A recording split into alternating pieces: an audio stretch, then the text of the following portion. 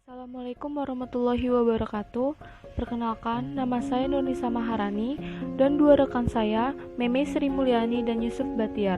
Kami dari Universitas Pendidikan Indonesia, Kampus Purwakarta. Program Studi Pendidikan Sistem dan Teknologi Informasi 2020. Kami akan membawakan sebuah judul yaitu Evaluasi Sistem Zonasi untuk Kehadiran Penerimaan Siswa Baru. Pendidikan di Indonesia. Pendidikan adalah usaha manusia untuk menumbuhkan dan mengembangkan potensi-potensi pembawaan baik jasmani maupun rohani sesuai dengan nilai-nilai yang ada dalam masyarakat dan kebudayaan. Pendidikan baik untuk kehidupan manusia merupakan kebutuhan mutlak yang harus dipenuhi sepanjang hayat. Tanpa pendidikan, sama sekali mustahil suatu kelompok manusia dapat hidup berkembang sejalan dengan aspirasi atau cita-cita untuk maju sejahtera dan bahagia menurut konsep pandangan hidup mereka. Secara umum, pendidikan adalah pengaruh bantuan atau tuntunan yang diberikan oleh orang yang bertanggung jawab kepada anak didik. Pendidikan di Indonesia memiliki banyak sisi yang baik dan cukup menarik. Salah satu di antaranya adalah adanya sekolah favorit yang memiliki fasilitas dan sarana prasarana yang lebih baik dari sekolah lainnya, sehingga membuat siswa ingin bersekolah di sekolah favorit. Bahkan, orang tua siswa tersebut mendukung dan adanya beberapa orang tua yang cenderung memaksakan anaknya untuk bersekolah di sekolah favorit tersebut. Inilah yang dilihat oleh Kementerian Pendidikan dan Kebudayaan mengeluarkan sistem penerimaan siswa baru yang bertujuan untuk meratakan penyebaran siswa di sekolah-sekolah. Sistem zonasi. Sekolah yang diselenggarakan oleh pemerintah daerah wajib menerima calon peserta didik yang berdomisili pada radius zona terdekat dari sekolah paling sedikit sebesar 90% dari total jumlah keseluruhan peserta didik yang diterima. Menteri Pendidikan dan Kebudayaan Muhadjir Effendi mengatakan, melalui sistem zonasi ini, pemerintah ingin melakukan reformasi sekolah secara menyeluruh. Pemerintah memiliki target bahwa pemerataan tidak hanya untuk akses pada pelayanan pendidikan saja, melainkan juga pemerataan kualitas pendidikan. Muhadjir Effendi juga menambahkan, sistem zonasi adalah salah satu strategi percepatan pemerataan pendidikan yang berkualitas. Diharapkan dengan adanya implementasi sistem zonasi ini, permasalahan dalam pemerataan kualitas pendidikan dapat terselesaikan. Survei ini dilakukan melalui Google Formulir yang dilakukan selama 5 hari. Kami mendapatkan 85 responders. Salah satu pertanyaan yang kami ajukan adalah, apakah sistem zonasi sudah berjalan dengan baik? Dari 85 orang tersebut, 33% diantaranya menjawab sudah baik, tapi 54 orang atau 63,5% menjawab jika sistem zonasi ini kurang berjalan baik. Sedangkan 3 orang atau 3,5% menjawab jika sistem zonasi ini tidak baik. Melihat dari hasil pengamatan yang kami lakukan, juga mencari sebab dari sumber-sumber jurnal yang ada, kami telah menemukan jika ada sebuah alasan yang merupakan faktor terbesar mengapa sistem zonasi berjalan kurang baik. Sekolah-sekolah Indonesia belum rata, fasilitas dan sarana prasarana di sekolah Indonesia belum merata, dan bahkan juga banyak sekolah yang rusak dan tidak layak untuk digunakan. Kelebihan dan kekurangan sistem zonasi.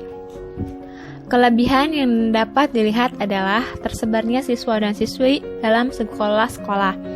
Siswa dapat memiliki sekolah yang lebih dekat dengan rumahnya agar dapat memangkas waktu perjalanan berangkat sekolah. Ini agar siswa tidak ada yang terlambat masuk sekolah. Dengan adanya sistem zonasi ini pula, maka sekolah yang dulunya hanya terpandang sekolah biasa atau bukan sekolah favorit memiliki kesempatan yang sama untuk berprestasi. Sekolah yang memiliki siswa yang berprestasi tentunya akan memberi semangat dan motivasi agar teman-teman lainnya juga dapat melakukan hal yang sama. Kekurangan sistem zonasi ini terlihat jelas pada pelaksanaan di daerah-daerah yang sekolahnya belum memiliki fasilitas dan sarana prasarana yang merata. Ini sungguh tidak adil. Tentunya, semua siswa ingin bersekolah di sekolah yang baik, menerima fasilitas yang baik, mendapat guru yang baik. Jika siswa tersebut terpaksa untuk sekolah di lingkungan yang kurang baik, maka itu akan menjadi penghambat siswa tersebut untuk maju dan berkembang. Selain sarana dan prasarana, sumber daya manusia sekolah baik kepala sekolah, tenaga pendidikan dan tenaga kependidikan juga dituntut menciptakan lingkungan kondusif bagi pembelajaran. Pada kenyataannya, baru 49% guru yang sudah mendapatkan sertifikasi. Angka ini menunjukkan masih belum tercapainya standar kualitas yang diharapkan di setiap sekolah. Dampak lain dari sistem zonasi. Ombudsman RI menyebut terjadi praktik uang dalam penerimaan peserta didik baru PPDB di sejumlah daerah. Ombudsman meminta pihak sekolah mengembalikan uang curang yang diterima dari calon murid. Anggota Ombudsman Ahmad Swadi di Kemenkominfo Jalan Medan Merdeka Barat, Jakarta Pusat, Senin 1/7/2019. Orang tua ingin anaknya bersekolah di sekolah yang terbaik sehingga menghalalkan segala cara agar dapat melakukan hal ini. Ini tidak akan terjadi jika seluruh sekolah memiliki fasilitas yang sama. Tidak ada perbedaan sarana-prasarana, sehingga tidak ada lagi julukan sekolah favorit. Yang ada adalah semua sekolah itu favorit. UUD 1945 mengatakan bahwa setiap warga negara berhak untuk mendapatkan pendidikan. Ujung tombak pelaksanaan UUD 1945 tersebut ialah di daerah.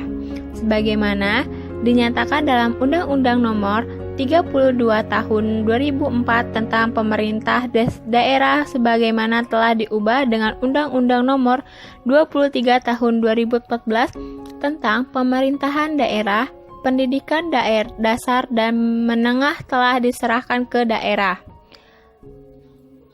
Evaluasi dan sarana sistem zonasi. Pemerintah pusat dan pemerintah daerah wajib memberi layanan dan kemudahan serta menjamin terselenggaranya pendidikan bermutu bagi warga negara tanpa diskriminasi.